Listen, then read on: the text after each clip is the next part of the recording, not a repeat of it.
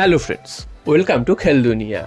তোমাদের সকলের মনেই একটা প্রশ্ন জেগেছে যে মোহনবাগান এখনও কেন সমস্ত প্লেয়ারদের নাম ঘোষণা করছে না এবং মোহনবাগান কেন এখনও প্র্যাকটিস শুরু করছে না, যেখানে অন্যান্য দল অলরেডি প্র্যাকটিস শুরু করে দিয়েছে। তো তোমরা দেখবে থাকবে যে মোহনবাগান কিন্তু সবার লেটেই কিন্তু প্লেয়ারদের নাম ঘোষণা করছে এবং এখনও অবধি কিন্তু মোহনবাগান তাদের পুরো দল কিন্তু ঘোষণা করতে পারেনি। অর্থাৎ এখনও শোনা যাচ্ছে একজন ভারতীয় ফুটবলারকে, ভারতের জাতীয় দলের ফুটবলারকে মোহনবাগান সই করাবে এবং জেমি ম্যাকলারেন যিনি সই হয়ে নাকি বসে রয়েছেন তার নাম এখনও অবধি প্রকাশ করা হচ্ছে না। তো কী কারণে প্রকাশ করা হচ্ছে না সেটা ম্যানেজমেন্টই একমাত্র বলতে পারবে, কারণ আর তো কোনো বাধা বিপত্তি নেই, তো তার নাম প্রকাশ করে দেওয়া উচিত। এই শোনা যাচ্ছে যে একদিন দুদিনের মধ্যেই প্রকাশ করবে, তারপরেই কিন্তু আবার সেটা পিছিয়ে যাচ্ছে। তো একদম ম্যানেজমেন্টেরই সিদ্ধান্ত, এটা কেন প্রকাশ করছে না সেটা তারাই বলতে পারবে। আর মোহনবাগান এখনও অবধি সমস্ত প্লেয়ারদের নাম কেন ঘোষণা করতে পারলো না সেটাও কিন্তু একটা ম্যানেজমেন্টের ব্যর্থতা, কারণ অনেক দল কিন্তু আইএসএলের দল তারা কিন্তু প্রস্তুতি শুরু করে দিয়েছে, কারণ সামনে ডুরান্ড কাপ রয়েছে, সেই ডুরান্ড কাপে কিন্তু তারা তাদের প্রথম একাদশই নামাবে।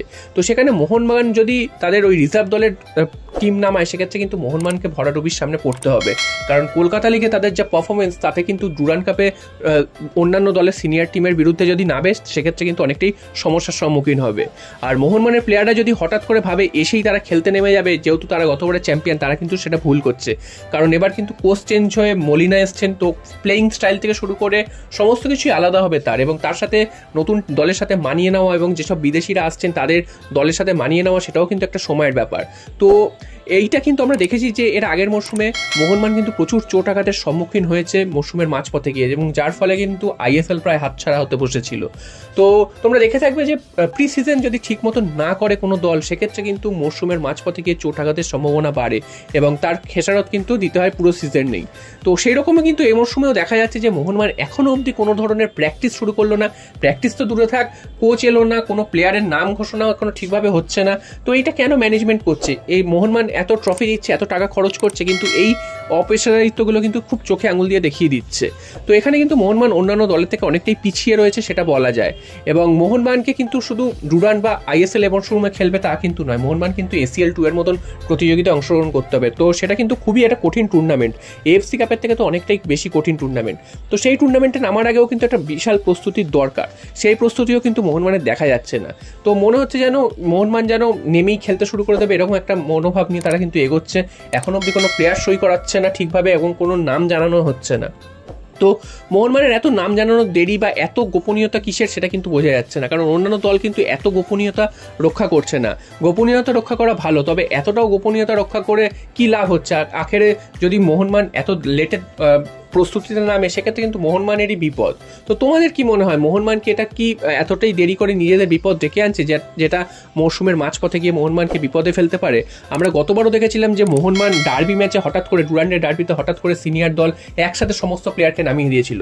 তো সেখানে সেই রেজাল্ট দেখাই গেছিল যে হঠাৎ করে সবাইকে একসাথে নামিয়ে দেওয়ার ফলে কারোর মধ্যেই বোঝাপড়া ঠিক ছিল না, যার কারণে মোহনবাগানকে কিন্তু ডুরান্ডের ডার্বি হারতে হয় প্রথম ডার্বিতে।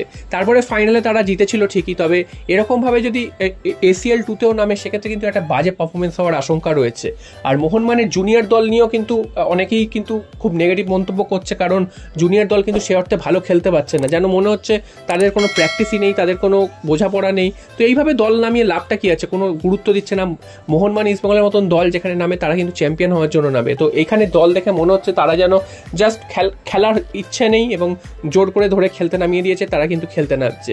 তো তোমরা এটা নিয়ে আলোচনা করতে বলেছিলে যে মোহনবাগানের ভবিষ্যৎ বা আগামী পরিকল্পনা কি রয়েছে সেটা নিয়ে আলোচনা করলাম।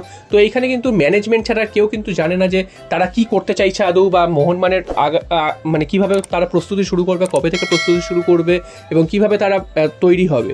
তো এটা কিন্তু খুবই একটা বাজে দিক, যেখানে এত কোটি টাকা খরচ করছে একটা দল তৈরি করছে, সেখানে কিন্তু অন্যান্য প্রস্তুতি বা অন্যান্য প্রি সিজন এইগুলো ঠিকভাবে হচ্ছে না, সেটাও কিন্তু দেখা দরকার।